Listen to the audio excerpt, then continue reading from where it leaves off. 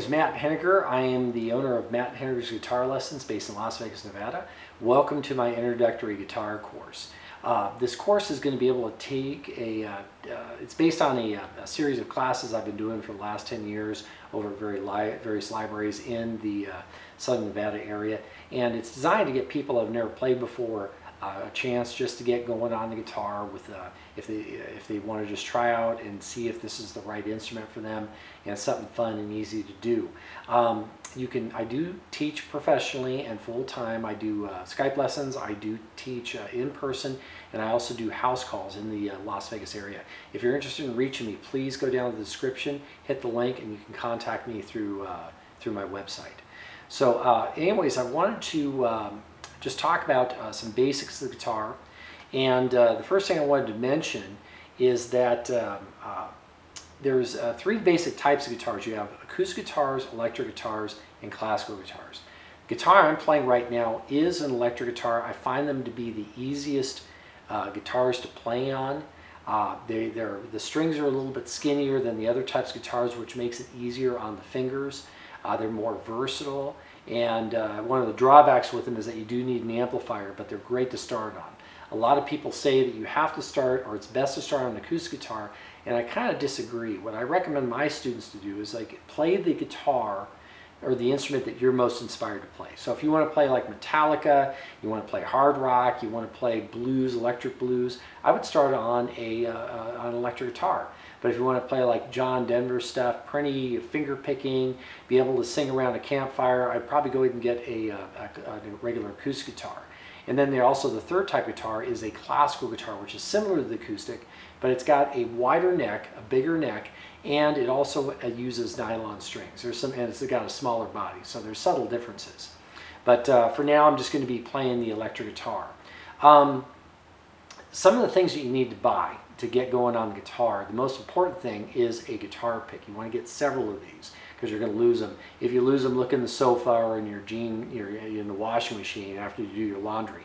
What I recommend my students to do is to get a thin guitar pick, one that's very easy to bend. This particular pick is hard to bend. That's the way that I like them. But to start out with, I find I've had pretty good luck with students getting very thin picks, enabling them to hold the pick tighter when they're strumming, and it prevents pick rotation. So I recommend getting a bunch of thinner picks. You also, a good idea to get a tuner. There's apps out there like the Guitar Tuner. I believe that's available for both Apple and Android. But the issue with those free apps is that you have to be in a very quiet environment to make them work. But this is the tuner I use. It's made by a company called Snark. It's a very popular tuner. And it's a clip-on tuner. You just go ahead and turn on, clip it onto your guitar, and it'll tell you what notes you're playing. And it's easy to do that.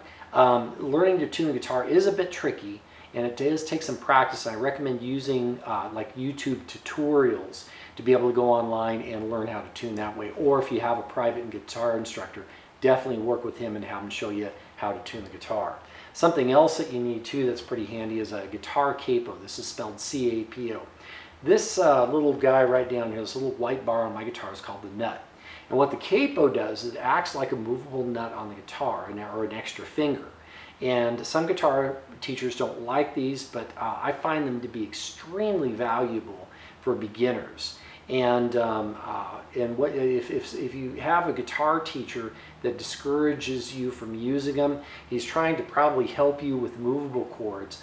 But these can really help you to be able to get songs quicker under your belt and make it a lot easier to play. Like for instance, a good song that uses this would be Tom Petty's Free Falling. Now to make it sound like the record, you would have to use a capo, and this is what the song sounds like. It goes like that. And so you would use the capo on the 3rd fret, and you'd be able to play a song. You can play this and move this anywhere up and down the neck. So, and then one other thing that's very important too is if you live in the Mojave Desert or in a dry climate, and you buy an acoustic guitar, you're going to want to purchase yourself a guitar humidifier. What that does, it's basically a sponge in a container, and when you're done playing, you put it between the strings when you're done playing. keeps the guitar humidified, which prevents cracking and warping of the guitar. In dry climates, the moisture leaves from the guitar, it shrinks the wood, which can create stress fractures and also warp the neck of the guitar. So it's really important if you live in a dry climate to purchase that. And just wherever you buy your guitar at, talk to them about doing that. If you move from a humid climate to a dry climate, definitely get the guitar humidifier. Now, those are some of the basic supplies that a beginning guitar player would find themselves to need and stuff. So what I want to talk about now is I want to go over the parts of the guitar. And so the parts on electric guitars, acoustics, and classical guitars are essentially the same. The only difference on electric guitars, you do have these pickups, which I'll talk about. But when you think of a guitar, think of it as a person without arms and legs. This being the body right here, this is the neck, and then this up here is the headstock. Those are your three main parts. On the headstock, you have these little knobs up here. These are the tuning machines or tuning keys. This is what you use to turn and tighten each individual string to be able to get it in tune. This right here is the nut. And then you have these silver bars going across. These are called the frets. The frets are extremely important because that's what changes the pitch of the different notes. So you put your finger just to the left behind the fret on whatever string you want to play. And that's how you be able to change your different notes. So that's it. Then also on this particular guitar, it goes up to 22 frets. Some guitars go up to 21 frets. Some guitars go up to maybe playable up to the 12th. It all depends on the instrument. But to start out, you're going to be mainly focusing in the lower area of the guitar. On the neck here, you'll be able to see I have little dots. I have one at the 3rd fret, 5th, 5, 7, 3, 5, 7, 9, 12, 15, 17, 19, and 21. And I also have them on the side of the neck over here. What these are called are position markers or dots. Those are there if you're moving up and down the fingerboard. It'll make it a lot easier for you to keep track of where you're at. And the fingerboard is the surface where your left hand puts the fingers down to be able to play the different notes. Now these are your strings right here as well. Now the way that I communicate the strings, I'll talk about this in a minute, but the string names are going E, A, D, G, B, E. So it's E, A, D, G, B, E. A good acronym you could use to memorize this is Eddie ate dynamite, goodbye Eddie. E, A, D, G, B, E, Eddie ate dynamite, goodbye Eddie. And that's a good way to memorize it. And those will be the pitches that you'll use to tune your guitar. Now we have the strings which we just talked about, and on the body of the guitar, what you have, this white tan part right here, this is called the pick guard. And then this houses the pickups as well as the controls and the pickup selector. So these are all mounted to the pick guard. This is a stylistic thing. It's based on the Fender Stratocaster. The pickups are these little bars going across. You might notice that there's like these little silver circles, and those are magnets, and they go inside of a bobbin, and around that bobbin you have hundreds of windings of thin copper wire. When the string vibrates, it creates magnetic induction. It'll go ahead and create a very small electric current, goes through the controls, sends it to the amplifier, and the amplifier makes it loud. So that's how that works. You have a pickup selector to be able to change the different sounds, and then you have your tone controls and your volume controls down here to be able to change the pitches. On acoustic guitars, both the classical and acoustic regular steel string acoustic guitars, you have a hole there, and that's called a sound hole. And what that's for is it just acts like a resonator to increase the volume of the guitar, so you don't need to plug it in or anything like that. So those are the basic parts of the guitar. How you hold a guitar is pretty simple. The first thing I want to start out by saying is that a lot of people like to use a strap when they sit down. Now for me personally, I find it incredibly uncomfortable because I feel like I'm being tangled up in it. So when I sit down to play, I take the strap off my guitar. Some guitar straps are a little bit tricky to get on and off, so people leave them on, that's okay. But for me personally, I just take it off.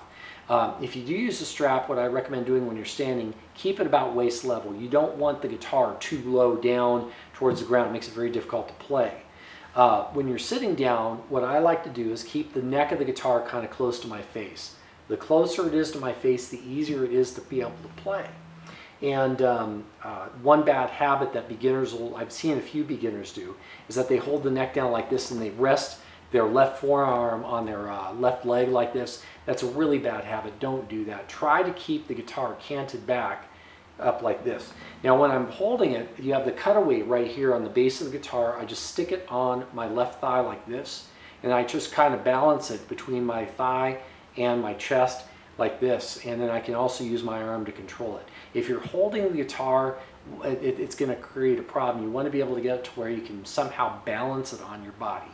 And it's also helpful to maybe push the neck forward a little bit. It shouldn't be like this, it should be more like this. Also, if you can prop your foot up on something high, getting the foot, your leg up higher, sometimes that will make it a little bit easier to play as well. Now, one other thing too, on your left hand thumb is kind of a point of contention. A lot of books will tell you you're supposed to keep the thumb in the middle of the neck, and you know, where you've got it in the back of the neck like this. You need to do that if you're going to play classical guitar. If you're going to study classical music and classical guitar, you must do it that way. But for what most guitar players want to do, contemporary guitar, you don't need to do that. So what I recommend people to do is just keep the thumb somewhere on the top of the neck and just rest it. So if you're playing your chords, you can just go ahead and let it rest there, and that'll work to your advantage by doing that. On your left hand, the basic things you need to know how to play the guitar. On your left hand, your fingers go like this. The index finger is your first finger, middle finger is your second, ring finger is your third, your pinky is your fourth. So the fingers are numbered 1, 2, 3, and 4, thumb. 1, 2, 3, 4, thumb. 1, 2, 3, 4, thumb.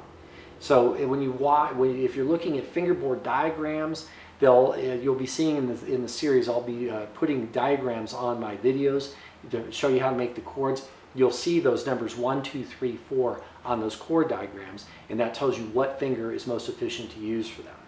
I mentioned this before, the strings go like this: 1, 2, 3, 4, 5, and 6. 1, 2, 3, 4, 5, and 6. So I generally use string numbers instead of string names. That might change, but that's the way I normally do it. And remember, you've got E, A, D, G, B, E. Eddie, 8, Dynamite, Goodbye, Eddie are the string names. Final thing you need to know is how to actually play the guitar. There's two types of notes. You have open strings. These are strings that are vibrating, where you're not pressing down on any frets with your left hand. The second type of note is a fretted note. And you can try a simple note out right now. If we go to the first string, and we're going to take your third finger, your ring finger, and go to the 1, 2, 3, third fret. Put it just to the left of the fret. You'll get a nice clear tone. If you go too far to the left, it's going to sound bad. If you go on top of the fret, you get a muted sound. But if you go just to the left of it, where you're not on the fret but just behind it, you get a really nice tone. And you could practice playing some notes by doing that and just messing around with that. The final thing that I want to teach you is how do you hold a guitar pick. Now this is the way that I do it. So what you do is you take your right hand flat like this, and just curl up your first finger. Leave your middle, ring, and pinky fingers straight for the time being. And what you do is you take the pick and put it on the side of the first finger, have your thumb come over the top, and you should have about 1/4 inch of the pick pointing on top of your thumb.